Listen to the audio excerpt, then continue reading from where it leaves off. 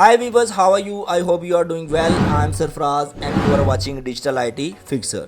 Last lecture में हमने discuss किया था CSS के वेज को कि CSS को किन वेज में लिखा जा सकता है। तो CSS के 3 वेज मैंने आपको बताए थे, या आप CSS की टाइप्स भी इसको कह सकते हो। तो 3 टाइप्स हैं, 3 वेज हैं, 3 रूल्स हैं CSS को लिखने के। इनलाइन CSS जो कि सबसे पहले इंट्रोड्यूस करवाया गया था जब वेब डेवलपमेंट आई थी, उसके बाद इंटरनल CSS, और आज हम डिस्कस करने जा रहे हैं एक्सटर्नल CSS पे, जो कि वेरी इंपॉर्टेंट है और आपका यही वे यूज़ होगा आपके प्रोफेशनल वेबसाइट्स के अंदर। CSS यानी कि कैस्केडिंग स्टाइल शीट है। ये एक ऐसी लैंग्वेज है जो वेबसाइट के पेजेस को स्टाइल करने में हेल्प आउट करती है। ये HTML के साथ मिलकर वेबसाइट के पेजेस को ब्यूटीफुल बनाती है, अट्रैक्टिव बनाती है। टाइप्स के बारे में हमने डिस्कस कर लिया है। तो एक्सटर्नल CSS के बारे में डिस्कस करते हैं। एक्सटर्नल CSS एक अलग फाइल है, एक डिफरेंट फाइल है, और ये एक डिफरेंट फाइल में CSS लिखी जाती है और इसको हम अपनी HTML फाइल के साथ लिंक करते हैं। ये हमें एक ही वक्त में एक से ज़्यादा वेब पेजेस को स्टाइलिंग करने में हेल्प करती है और उनकी स्टाइलिंग को कंट्रोल करने में हेल्प करती है। लेट्स सपोज अभी हम यहाँ पे जो है कोड पे आए, तो यहाँ पे अभी हम पहले इनलाइन CSS कर रहे थे जो कि बहुत ज़्यादा मैसी हो रहा था, और फिर हमने इनलाइन CSS जो हमने इंटरनल CSS की, जो कि हम एक ही HTML की फ़ाइल में हेड टैग में लिखते थे।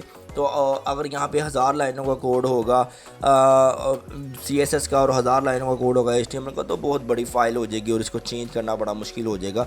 तो इसीलिए हम क्या करते हैं, इसको एक सेपरेट फ़ाइल में बना लेते हैं। तो एक न्यू फाइल बनाएंगे और उसका नाम रखेंगे। इसको पहले सेव कर लेते हैं सेम डायरेक्टरी में जहाँ पे हमारी HTML पड़ी है। तो यहाँ पे इसको नेम दे देंगे style.css देंगे।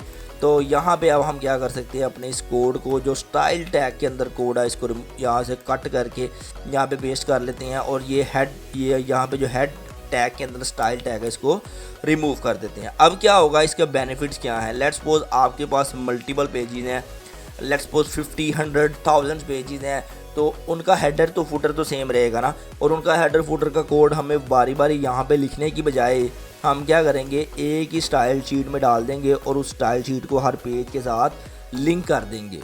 ठीक है, इससे बेनिफिट क्या होगा कि हमारे सारे पेजेस को, जो भी मैंने आपको आपको बताया है, आपके साथ डिस्कस किया कि ये हमें एक ही वक्त में एक से ज़्यादा वेब पेजेस की स्टाइलिंग को कंट्रोल करने में हेल्प आउट करता है। तो इसी तरह ये कंट्रोल करेगा कि हेडर का कोड, लेट्स सपोज हेड का कोड मैंने यहाँ पे डाल दिया, हेडर का और फुटर का कोड भी डाल दिया। तो अब इसको मैं अगर हर पेज में लिंक कर दूंगा तो ये सारे पेजेस पे उस हेडर एंड फुटर के डिज़ाइन को ऑक्यूपाई करेगा। अगर नहीं करता तो मुझे 1 बाय 1 हेड टैग के अंदर उन सेक्शंस का कोड भी दोबारा लिखना पड़ेगा। तो कोड की रिपीटेशन बहुत ज़्यादा हो जाएगी। कोड को अगर चेंज करना है तो बहुत ज़्यादा मुश्किल होगा, 100 पेजेस में जाकर चेंज करना पड़ेगा। बहुत ज़्यादा जो है ना वो ट्रबल आएगी आपको HTML CSS के कोड में।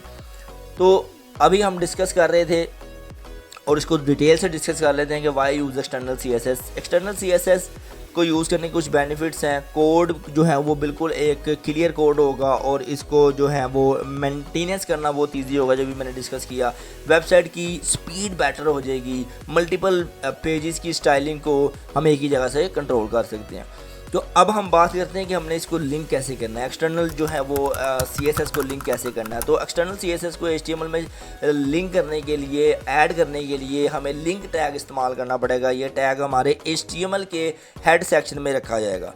यानी कि यहाँ पे हम एक टैग को बना लेते हैं, लिंक टैग को, और यहाँ पे हम href के अंदर अपनी उस style.css का लिंक दे देंगे। मेक श्योर कर लेंगे ये आपकी सेम डायरेक्टरी पे पड़ी हुई है। तो यहाँ पे डायरेक्टरी ओपन कर लेते हो तो आप देखें यहाँ पे C क्लासेस के अंदर, YouTube क्लासेस के अंदर ये दोनों सेम डायरेक्टरी में पड़ी है, तभी ये काम करेगी। अब मैं इस पेज को रिफ्रेश करता हूँ तो आप देखें ये वर्कआउट कर रही है। अगर मैं इसको रिमूव कर देता हूँ, अगर लेट्स सपोज मैंने एक्सटर्नल CSS बना लिया लेकिन लिंक नहीं की, तो क्या फ़ायदा होगा, वो भी इम्प्लीमेंटेशन नहीं होगी, क्योंकि यहाँ पे हमने उसको बताया ही नहीं है कि भाई P1 को क्या डिज़ाइन देना है। हमने इस फाइल में जाके बताया है कि P1 को क्या डिज़ाइन देना है। आई होप आपको समझ आ गई होगी।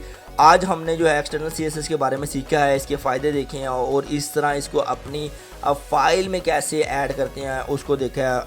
आई होप कि आपको लेक्चर बहुत अच्छा लगा होगा। अगर आपको ये वीडियो पसंद आई है तो इसे लाइक करें, अपने दोस्तों के साथ शेयर करें और हमारे चैनल को सब्सक्राइब करना मत भूलें, ताकि आपको मज़ीद ऐसी informative video, technical video, languages पे जो वीडियोस हम बना रहे हैं वो आपको मिलती रहें।